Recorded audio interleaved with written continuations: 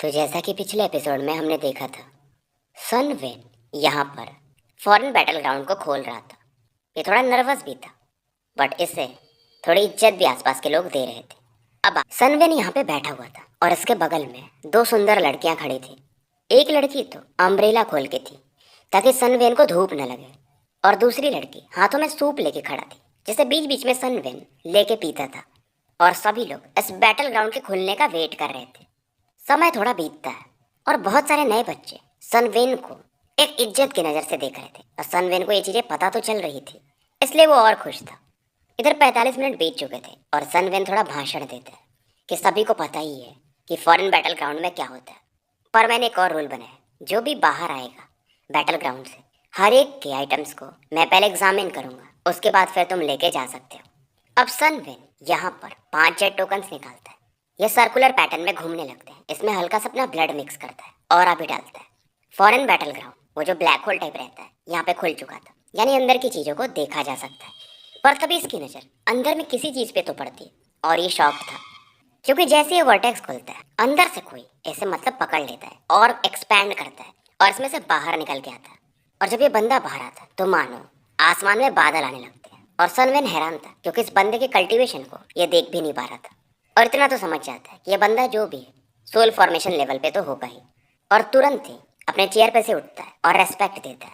और ये बंदा जो बाहर है था, ऑब्वियस था कि वांगलिंग था। और वांगलिंग इसे पूछता है तो ये गोंगसुन कंट्री है। सनवेन तुरंत ही बताता है नहीं, ये लोकेशन है जूनियर्स के ट्रेनिंग का।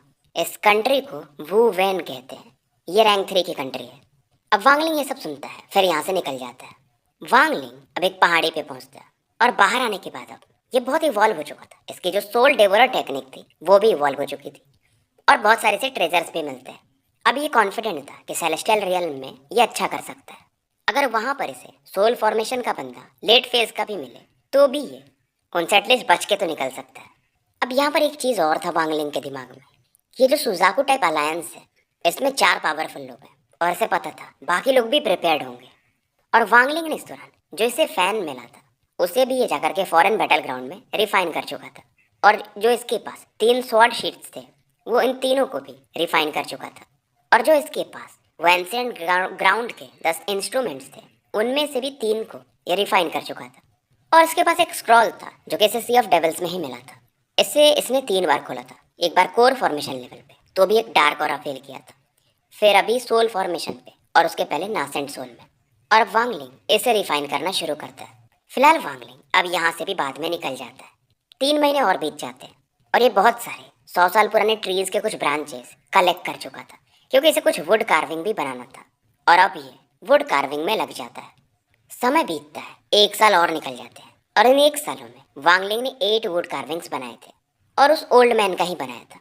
पहले भी एक ये बना चुका था, तो टोटल 9 अब इसके पास थे। अब क्योंकि इनमें पासिंग डोमेन का पावर था तो इन 9 को अगर ये एक साथ एक्टिवेट करे तो उनके डोमेन पावर को भी ये यूज़ कर सकता था। समय बीतते जाता है, कुछ साल निकल जाते हैं, और अब इस समय मतलब स्पेस में कुछ लोग दिखते हैं जो कि थोड़ी हलचल हो रही थी। जैसे एक जायंट भी था जिसके पास रेन कॉल्ड्रन था, और इस बंदे के नीचे जायंट डेमन सेक्ट के लोग थे। और ये बंदा जो कि उस जायंट के ऊपर एक बैठा हुआ था वो बोलता है अपने बाकी साथियों से कि टेंशन मत लो, मैं अच्छे अच्छे ट्रेजर्स लाऊंगा ताकि हमारा सेट और ज़्यादा ऊपर जा सके। अब सुजाकू प्लेनेट के ही नॉर्थ ईस्ट एरिया में एक बंदे को दिखाया जाता है जिसने कि बीस्ट के कपड़े पहने थे। इसके पास भी रेन कॉल्ड्रन था, चेहरे पर एक एवल स्माइल था। अब सुजाकू प्लेनेट के ही साउथ वेस्टर्न पार्ट को दिखाया जाता है जहाँ पर एक ओल्ड मैन या कोई भी रहा होगा जो कि एक लड़की से कह रहे थे कि टिंगेर, सेलेस्टियल गेट खुलने वाला है, मैं जा रहा हूँ, तुम्हारे लिए अच्छी चीज़ें लेके आऊँगा। और ये भी उस डोमेन में या उस स्पेस में रियल में प्रवेश कर जाते हैं। अब इस समय नॉर्थ वेस्टर्न एरिया को दिखाया जाता है सुजाकू के, जहाँ पर कॉर्प सेप्ट का हेडक्वार्टर था। एक ओल्ड मैन यहाँ पर थे, और इनका मकसद था कि जब ये सेलेस्टियल रियल्म में जाएंगे तो वहाँ पर किसी बंदे का अगर लाश होगा सेलेस्टियल रियल्म लेवल का तो उसे लेके आएंगे। और इसी समय सुजाकू का जो अलायंस होगा वहाँ पर एक फेरी लाइक वुमेन को दिखाया जाता है, और इस बंदी को 7 लोग फॉलो कर रहे थे। और ये बोलती है कि मैं तो जा रही हूँ बट आप 7 लोग जूयू का ख्याल रखना। और इसी समय वांगलिंग जो कि अब तक कल्टीवेट कर रहा था ये भी अपनी आंखें खोल चुका था, और ये भी यहाँ से गायब होता है, सीधा आसमान में पहुँचता है, और हाथ में इसके रेन कॉल्ड्रन था। और वांगलिंग भी इसके साथ यहाँ से उस रियल में एंटर कर जाता है।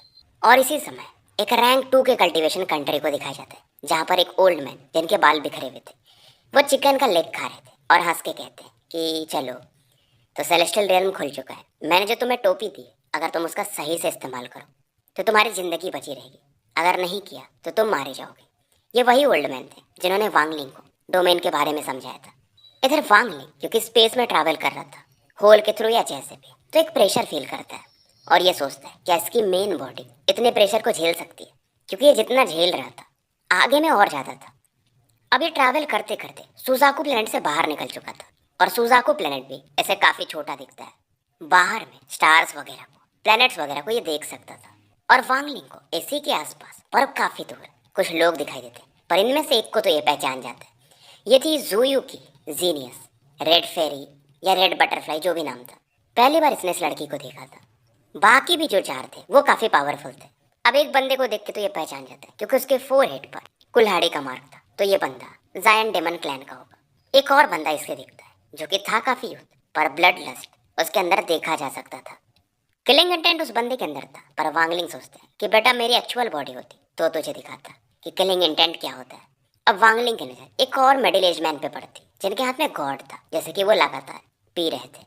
वांगलिंग इनकी तरफ देखता है पर इन्हें फर्क भी नहीं पड़ता। बस वो ओल्ड मैन और एक मिडिल एज मैन वांगलिंग को कोई एक्सप्रेशन नहीं देते। बाकी तीन जो लोग थे और वो चौकन्ने थे, और वांगलिंग भी मन ही मन स्माइल करता है। थोड़ा इसे अच्छा भी लगता है, मतलब मैं सुजाकू प्लेनेट का एक बड़ा एक्सपर्ट बन चुका हूँ।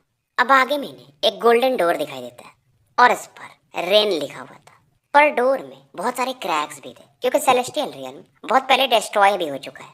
अब यहाँ पर बहुत सारे प्लेटफॉर्म्स थे और बहुत सारे लोग पहले से थे, और वांगलिंग भी एक 100 फीट चौड़े प्लेटफॉर्म पर उतर जाता है। बाकी भी जो इसके साथ 5 आए थे सुजाकू प्लेनेट से, वो भी एक एक प्लेटफॉर्म को पकड़ लेते।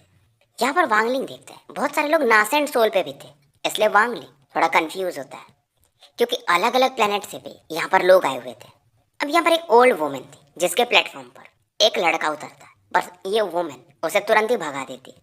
अब इसी दौरान एक बंदा यहाँ पे और पहुँचता है। ये देखता है कि पूरे प्लेटफॉर्म लगभग कवर हो चुके हैं, तो सुजाको के जो 6 लोग जहाँ पर थे ये उस तरफ बढ़ता है, और ये बंदा जिस प्लेटफॉर्म पर जायन डेमन क्लैन का वो बंदा खड़ा था वहाँ पे पहुँचता है और कहता है भाई हटो। पर जायन डेमन क्लैन का बंदा तुरंत ही अपनी बॉडी को और बढ़ा लेता है और कहता है नहीं, कोई और जगह ढूंढ लो। अब ये बंदा जब दिखता है, क्योंकि इस बंदे का फोरहेड पर जो एक्स था यानी कुल्हाड़ी वो भी चमकने लगता है, तो ये पीछे हट जाता है। अब अगली बारी ज़ूयू क्लैन के जीनियस के पास जाता है यानी रेड बटरफ्लाई, पर ये फील करता है कि ये लड़की सोल फॉर्मेशन के लेट फेज में, तो यहाँ से भी निकल लेता है। मिडिल एज मैन और ओल्ड मैन की तरफ तो ये जाता नहीं है। अब इसकी नज़र वांगलिंग और एक जो यंग मैन आया था जिसको मैंने बोला जिसके अंदर थोड़ा किलिंग इंटेंट भी, उनकी तरफ पड़ता है। इसे देख कर लगता है वो जो ब्लड लस्ट वाला बंदा है वहाँ भी जाना सही नहीं है, तो ये वांगलिंग की तरफ पड़ता है क्योंकि वांगलिंग एकदम सिंपल बंदे जैसा दिख रहा था। अब इस समय वो जो मिडिल एज मैन थे जो कि अभी तक पी रहे थे वो भी ध्यान से देखते हैं कि अब क्या होगा। जायन डेमन क्लैन का भी बंदा देखता है कि देखते हैं क्या होता है, मतलब सुजाकू क्लैन के जो भी लोग थे वांगलिंग की तरफ देखते हैं कि ये बंदा करेगा क्या। अब ये बंदा आता है वांगलिंग के पास और कहता है कि फेलो कल्टीवेटर कोई दूसरा प्लेटफॉर्म ढूंढ लो। वांगलिंग कुछ बोलता नहीं, ये बस हैंड साइन मूव करता है और यहाँ पर एक बड़ा सा मेंढक प्रकट होता है, और जैसे वो बंदा देखता है वो भी एकदम दहल सा जाता है कि थंडर टोड। और ये मेंढक तुरंत ही अपने पेट को ऐसा फुलाता है और एक बॉल ऑफ लाइटनिंग इस बंदे की तरफ उछाल देता है। अब ये बंदा भी यिन यांग व्हील निकालता है और इसे काउंटर कर देता है, लेकिन फिर भी अटैक इतना पावरफुल था कि ये वोमिट करने लगता है और बॉल ऑफ लाइटनिंग वापस लौट जाती है, जैसे कि मेंढक दोबारा खा जाता है। क्योंकि वांगलिंग जानता था इसका जो मेंढक है वो सोल फॉर्मेशन के मिड फेज में है, लेकिन फिर भी वो बंदा उसे काउंटर कर लिया, थोड़ा इंजर्ड हुआ, मतलब वो भी काफ़ी पावरफुल है। अब ये बंदा पीछे लौट जाता है। अब वो जो रेड बटरफ्लाई थी वो ज़ूयू वाली, वो वांगलिंग को ध्यान से देखती है, और ये जो जायन डेमन क्लैन का बंदा था ये मानो वांगलिंग से फाइट करना चाहता था कि इसका कितना पावर है। ओल्ड मैन अपनी नज़रें हटा लेते हैं, खास करके वो जो बंदा था ब्लड लस्ट वाला, वो क्रिएचर्स को ही यूज़ करता था, तो मेंढक भी एक क्रिएचर है तो उसकी नज़रें उसी पे थी। और यहाँ पर एक मिडिल एज मैन ये बोलता है थंडर टोड, फिर बोलता है वानेर। मुझे थंडर टोड दोबारा दिखा, पर शायद ये वो बंदा नहीं है।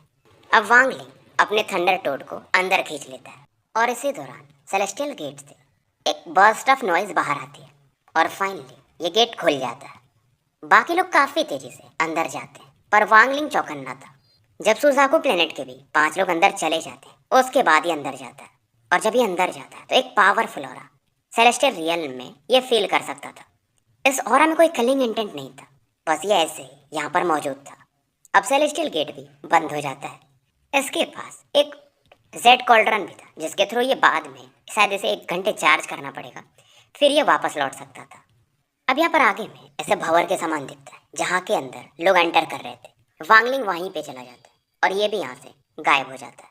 अब वांगलिंग जब इसके अंदर प्रवेश करता तो ऐसा लगता है कि मानो ये कहीं और पहुँच गया हो और आसमान से ऐसे नीचे गिर रहा हो, बट ये आंखें खुली रखता है और स्पेस में बहुत सारे गोल्डन फ्रैगमेंट्स देखता है। अब वांगलिंग जहाँ पे नीचे गिरता है, यहाँ पर घास भी नहीं था, मतलब पूरा एरिया बेजान था। और वांगलिंग आसपास की चीज़ों को देखने के बाद ये कहता है, तो ये है सेलेस्टियल रियल्म। जो भी बंदे सोल फॉर्मेशन लेवल पे होते हैं उनके लिए सेलेस्टियल रियल्म होली प्लेस के जैसा है, क्योंकि यहाँ पर आकर के उसके ऑरा को एब्जॉर्ब करके ये सोल ट्रांसफॉर्मेशन में ईजिली जा सकते थे। अब वांगलिंग ट्रैवल करता है और आसपास के एरिया में ये देख रहा था और इतना तो समझ सकता था कि जब ये चीज़ जिंदा रही होगी, मतलब यहाँ पे जब लोग रहे होंगे, तो क्या बेहतरीन जगह होगा ये। क्योंकि ये जो जगह था, यहाँ की बिल्डिंगें जो बनी थी वो स्पिरिचुअल स्टोन से बनी थी, वो भी टॉप क्वालिटी की, जो कि वांगलिंग को सुजाकू प्लेनेट में बहुत रेयरली मिलते हैं। लेकिन अब इनकी भी ऑरा खत्म थी। जैसे वांगलिंग इन स्टोन्स को टच करता था तो ये राख में बदल जाते थे। अब वांगलिंग को आगे में एक हैंड प्रिंट दिखाई देता है, जैसे अगर हम कोई पाम अटैक करते हैं और पूरे एरिया पे उस पाम का छाप हो, उतना बड़ा अटैक, यानी जो भी अटैक किया होगा ये काफ़ी पावरफुल अटैक था। अब वांगलिंग इस हैंड प्रिंट के करीब पहुंचता है, इसे टच करता है और एक मानो डेथ हो रहा है इसके बॉडी में इसके हाथों से होते हुए जाने लगती है। अब वांगलिंग भी अपने लाइफ और डेथ डोमेन को एक्टिवेट कर देता है। ये पीछे हटता है और इसे समझ में आ चुका था कि भाई क्या खतरनाक चीज़ है, क्या पावरफुल लोग होंगे, जो कि ये अटैक खत्म हो चुका है फिर भी उसका इतना खतरनाक किलिंग इंटेंट। कुछ एक दिन वांगलिंग बस ट्रैवल करते रहता है और इसे एक ब्रोकन स्टोन टैबलेट भी मिलता है। इस पे कुछ शब्द भी लिखे हुए थे, जैसे कि gift by fifth reign celestial emperor to celestial scholar Tian हुआ। मतलब इसका मतलब ये था कि जो भी रहे होंगे 5वें सेलेस्टियल एम्परर, उन्होंने किसी बंदे को जो कि स्कॉलर था, विद्वान था, टियान हुआ, उन्हें ये गिफ्ट दिया था। और ये पूरा एरिया एक सेलेस्टियल स्कॉलर का था, जहाँ पे वांगलिंग था, काफ़ी बड़ा था। वांगलिंग भी हैरान था। अब वांगलिंग यहाँ से निकलने वाला था, फिर ये सोचता है कि टियान हुआ को ये जगह क्यों चाहिए था, इसे कुछ गड़बड़ लगता है। अब वांगलिंग अपनी ओर इसे स्टोन टैबलेट के अंदर डालता है और साथ में ये अपने स्वॉर्ड को निकालता है और स्टोन टैबलेट पर अटैक कर देता है। स्टोन टैबलेट हालांकि डैमेज था, फिर भी काफ़ी टफ था। हालांकि वांगलिंग को अभी तक कुछ मिलता नहीं, बट इसे लग रहा था कुछ तो गड़बड़ है। अब वांगलिंग, क्योंकि स्टोन टैबलेट जो है वो जमीन के अंदर लगा रहता है, वांगलिंग इसे उखाड़ने लगता है और नीचे में अंडरग्राउंड के जैसा इसे लगता है। और वांगलिंग का ये मानना था कि ऐसे बहुत सारे सेलेस्टियल रियल्म के फ्रैगमेंट्स होंगे, तो बहुत पहले से लोग यहाँ पर आ रहे हैं, तो कोई ना कोई यहाँ पर पहले आया रहा होगा। और वांगलिंग का अंदाजा ये था कि शायद पहले भी इसे इस टैबलेट को किसी ने मूव किया होगा और यहाँ पर कुछ छिपाया होगा। अब स्टोन टैबलेट को ये पूरी तरह से निकाल चुका था और इसके नीचे से spiritual energy, celestial spiritual energy बाहर निकलती है और निकलते ही ये गायब होने वाली थी, क्योंकि बहुत कम मात्रा में थी। वांगलिंग तुरंत ही ऐसे स्पिरिचुअल एनर्जी को ट्रैप करता है और रिफाइन कर लेता है। इधर वांगलिंग अचानक से फील करता है एक बंदा इसकी तरफ पड़ रहा है, लेकिन फिलहाल ये इग्नोर मारता है और स्पिरिचुअल एनर्जी को रिफाइन करने में लगा था। अब इस एनर्जी को रिफाइन करने के बाद ये एक लिक्विड में बदल जाता है, एक बूंद होगा शायद। उधर वो जो ग्रीन रोड बंदा था वो दूर से चिल्लाता है कि रुक जाओ, पर वांगलिंग इसे इग्नोर करता है, क्योंकि वो बंदा भी वांगलिंग के ही लेवल पे था, यानी सोल फॉर्मेशन के अर्ली स्टेज में, तो वांगलिंग को फर्क नहीं पड़ता है। अब ये ग्रीन रोड कल्टीवेटर फिर चिल्लाता है कि ये एरिया 3000 साल पहले मेरे डाल हुए स्वॉर्ड सेक्ट ने 3000 साल पहले ढूंढा था, तो तुम यहाँ पे कुछ नहीं कर सकते, नहीं तो आगे चल करके मेरा लुओ स्वॉर्ड सेक्ट तुम्हें छोड़ेगा नहीं। अब वांगलिंग अपने टोड को बाहर निकाल देता है। अब टोड को देखते ही वो बंदा समझ जाता है। टोड तुरंत ही एक बॉल ऑफ लाइटनिंग इसकी तरफ उछाल देता है और वांगलिंग को इधर समय मिल जाता है। पूरी तरह से इस सेलेस्टियल स्पिरिचुअल एनर्जी को ये रिफाइन कर चुका था एक पर्पल क्रिस्टल के साइज में, और इस क्रिस्टल को यह अपने बैग में रख लेता है। अब इधर ये ग्रीन रोड कल्टीवेटर यहाँ से भाग जाता है, पर वांगलिंग इसे देखता है और कहता है भागना है। ये अपने रेस्ट्रिक्शंस फ्लैग को निकालता है और इसके थ्रू ये आगे बढ़ता है, और साथ में इसने बहुत सारे वांडरिंग सोल्स को रिलीज किया था। जो उस बंदे ने अटैक छोड़ा था उसे ये वांडरिंग सोल्स न्यूट्रलाइज कर देते हैं। ग्रीन रोड कल्टीवेटर जो कि ये सब अटैक करके भाग रहा था, जब वो चीज़ों को फील करता है तो ये भी हैरान था, क्योंकि इसके स्वॉर्ड की को वो बंदा इतना ईजिली डिस्ट्रॉय कर चुका था। और वांगलिंग को इतना समझ में आता है कि वो स्वॉर्ड की खतरनाक था, ये तैयार नहीं होता तो ये इंजर्ड हो सकता था। यानी यहाँ पर जो भी बंदे सोल फॉर्मेशन लेवल के आए हैं, किसी को भी कम में आका नहीं जा सकता। अब इनके बीच की दूरी कम होती जाती है और वो ग्रीन रूट कल्टीवेटर एक सीक्रेट टेक्निक यूज करके अपने स्पीड को बढ़ाता है। और ये बंदा एक फॉर्मेशन यूज करता है ताकि दूसरे एरिया में जा सके, क्योंकि सेलेस्टियल रियल्म कई कई टुकड़ों में बट चुका था, तो ये एक अलग टुकड़े पे जा करके और एब्जॉर्ब कर सकता है। लेकिन फिर भी कहता है कि मेरा डालू सेट तुम्हें छोड़ेगा नहीं, क्योंकि इस बार हमारे 4 लोग सेलेस्टियल रियल में एंटर किया। जब मेरे सीनियर मिल जाएंगे फिर हम तुम्हें मारते हैं। इधर वांगलिंग रेस्ट्रिक्शन फ्लैग के अंदर से भी गायब हो जाता है, क्योंकि इसका डिवाइन सेंस सोल फॉर्मेशन के लेट फेज के बराबर था। दोनों का पावर लेवल सेम है, बट वांगलिंग का डिवाइन सेंस वो अलग लेवल पे है। तो वो बंदा यानी ग्रीन रोड कल्टीवेटर इस चीज को डिटेक्ट भी नहीं कर पाता है। इधर ये ग्रीन रोड कल्टीवेटर उस फॉर्मेशन के अंदर एंटर कर रहा था, पर वांगलिंग अब इसके सामने आ चुका था और एक बेल इसकी तरफ बढ़ा देता है और तुरंत ही इसके अंदर ये इसे ट्रैप कर लेता है और वांगलिंग वापस आ जाता है। अब वांगलिंग कुछ टेक्निक्स यूज करता है और इस बेल का घंटी बजने लगता है। अब क्योंकि वो बंदा इसके अंदर ट्रैप था तो वो चिल्लाने लगता है और ज्यादा चिल्लाता है, क्योंकि पेन काफी हो रहा था, मन उसका माइंड फट जाएगा, क्योंकि वांगलिंग एक तरह से उसे अंदर ही रिफाइन कर रहा था और साथ में अपने स्वॉर्ड से इस बेल पे अटैक कर रहा था। ये जो बेल था इसे एंशिएंट कल्टीवेशन वर्ल्ड से मिला था।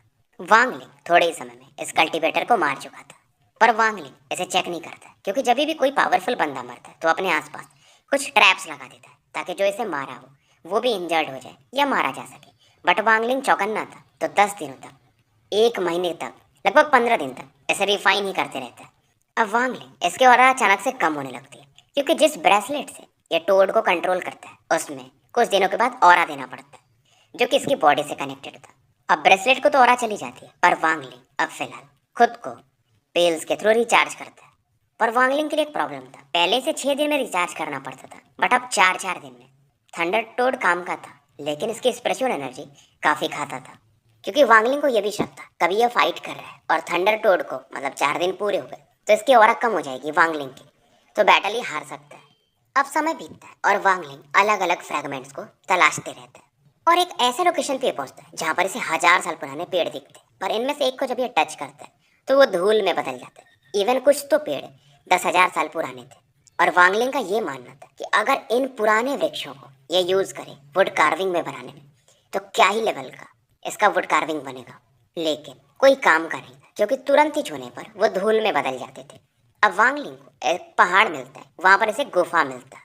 गुफा का जो दरवाजा था वो टूट चुका था और धूल से भरा हुआ था। वांगलिंग का ये मानना था कि पहले कोई ना कोई तो आया ही होगा, पर फिर भी ये चेक करता है। इसमें 7 से 8 कमरे थे, पर वांगलिंग निराश नहीं होता है। इसका मकसद ये था कि क्या यहाँ पर इसे रेस्ट्रिक्शंस मिल सकते हैं, मतलब सेलेस्टियल रियल्म के लोग किस प्रकार का रेस्ट्रिक्शंस यूज करते थे, तो उन्हें वो स्टडी कर सकता था। पर एक आधी रेस्ट्रिक्शंस इसे फाइनली मिल जाते हैं। 3 दिन वांगलिंग यहीं पे रुकता है और यहाँ से फिर निकलता है, और जो रेस्ट्रिक्शंस यहाँ पर था थोड़ा बहुत ही उसका अंश था, उसे ये सीख चुका था। और जब ये बाहर निकलता था वो जो पेड़ जिसे इसने टच भी नहीं किया था वो भी खत्म हो चुके थे। और ये जो धूल थे पेड़ के, मानो ये एक फॉर्मेशन बना रहे हो, मानो इसे कोई कंट्रोल कर रहा हो। वांगलिंग हवा में था और ये जो पेड़ के राग थे वो एक शेप ले चुके थे, अक्षर में बदल चुके थे। उसमें लिखा था सेव मी, मुझे बचाओ। फिर ये धूल गायब हो जाता है।